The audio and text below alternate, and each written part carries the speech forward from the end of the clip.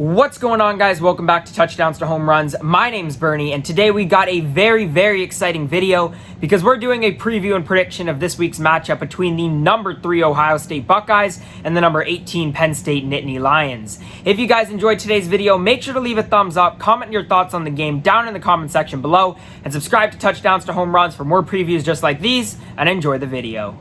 Before we get too far into this video, let's take a look at the movements in the AP polls. Ohio State went into last week's game against Nebraska ranked number 5 in the country. They had a fairly easy win and move up 2 spots and now come into this game against Penn State ranked number 3.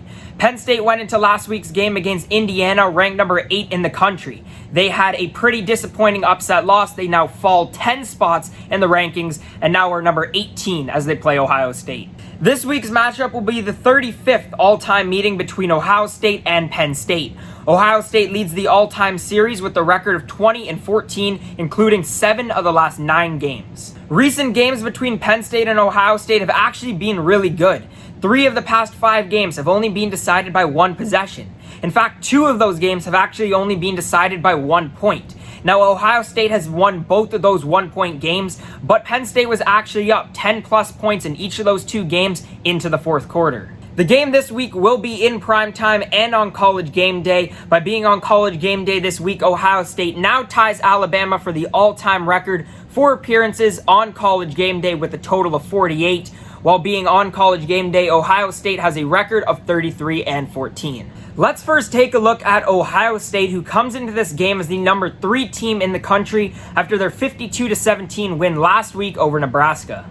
Let's take a look at this game summary against Nebraska, and Ohio State actually started the game off pretty slow. They were down an early 7-0 and did not have a big halftime lead, but they ended up winning the game by a pretty big margin, obviously 52-17, thanks to a win in the second half by 28-3, and let's look at why. When we look at the Nebraska game, I mean, it all starts with Justin Fields, and man, he was absolutely sensational. He passed 20 for 21, which actually set an Ohio State completion percentage record for quarterbacks who have passed over 11 times in a game. He finished the game with 276 yards, 3 total touchdowns, and was actually Ohio State's rushing leader with 54 rushing yards. Ohio State in general had 6 players who rushed in double digits, and they had 215 rushing yards overall. But this did include only 89 rushing yards on 23 carries from Sermon and Teague combined. On the receiving side of the football, Ohio State had 20 total receptions, but 13 of those receptions and 233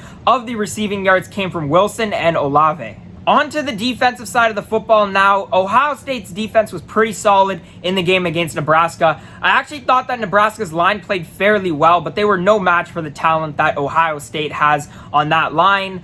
They had 3 total sacks, forced 2 turnovers as well. I definitely think that Ohio State's defense got better as the game went on. They definitely looked more settled as the game continued. They allowed 7 points in each of the first and second quarters, but only 3 points in the second half, and they definitely looked like they settled in. So it should be really exciting to see if Ohio State can continue that into especially the early part of the Penn State game and see what they can do against that very talented offense. Let's flip over to Penn State now. Now, obviously, they had a very disappointing 36-35 loss last week. They should not have lost that game, but now they come into this game with an 0-1 record and also 10 spots down in the polls. They're now ranked number 18. Now, there's no real other way to put it besides last week's game was extremely disappointing, and it was one that Penn State really should have won. In case you didn't watch the end of last game, Penn State had a very good shot to win the game at the end of regulation. All they had to do was not score the touchdown and just go down, and they would have been able to kill the rest of the clock. But they score the touchdown, give Indiana a chance to tie up the game, which they do. They drive the entire field, get the 2-point conversion, and a game that Penn State should have won in regulation goes into overtime. Now, the end of overtime was very close, obviously, on the Indiana 2-point conversion. Did he get in? Did he not? They end up giving it to Indiana. They take the game 36-35. But really disappointing, and especially because they play Ohio State this week.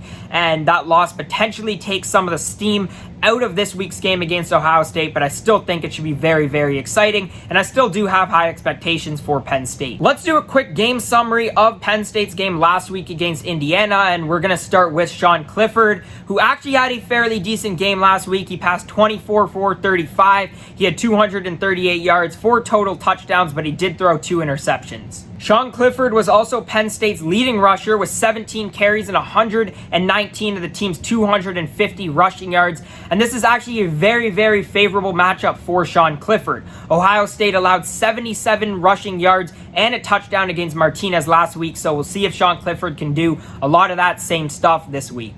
Dotson led the way in terms of receiving. He had 94 of the team's 238 receiving yards. Even though Penn State allowed 36 points to Indiana last week, I actually thought that their defense played pretty solid.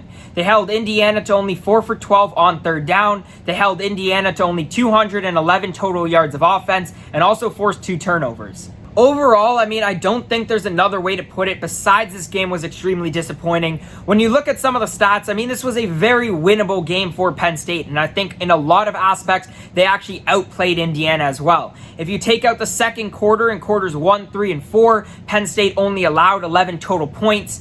Overall in the game, they had over 2 times the amount of possession time and also won the game in terms of first downs, 27-16. Before we get on to the betting lines, let's look at the head-to-head trends. And if you don't know what this segment is or you're new to the channel, we basically look at the last 10 games and look at the way that teams have performed against each other, against the betting lines as well, to set up for my predictions this week. In the last 10 games, Ohio State is 8-2 on the money line. Penn State actually leads the way, covering the spread 6 of the 10 times, and the over-under game totals have split in the last 10 games, 5-5. In the past 10 games, Ohio State tends to outrush Penn State by a pretty heavy margin. Penn State tends to outpass Ohio State, not by a very big margin at all, but Penn State does tend to get an extra possession per game. On to the betting lines and my predictions now, but just keep in mind that I'm filming this video on Monday, so obviously a lot of time before the game time on Saturday, so these lines always tend to fluctuate, so just keep that in mind. At the time that I'm filming this video, Ohio State is currently 12.5-point favorites. They're minus 556 on the money line with Penn State as a plus 360, and the over-under for the game total is at 62.5. When I look at this game, I see 2 really good offenses and I see 2 really good matchups for both of these offenses. We look at what Martinez was able to do in terms of running the ball last week against Ohio State. We know that Sean Clifford also likes to run the ball, and in terms of that, it's a very favorable matchup for him. We also look at Indiana being able to put up 36 points against Penn State. The Penn State defense looked okay, not fantastic, so I like Ohio State to score a lot here as well. I think Ohio State has the better defense by quite a bit. That's why I like Ohio State to win this game. And I also like Ohio State to cover the minus 12.5 spread. And since both teams, I think, will score enough points, I like this game to go over 62.5.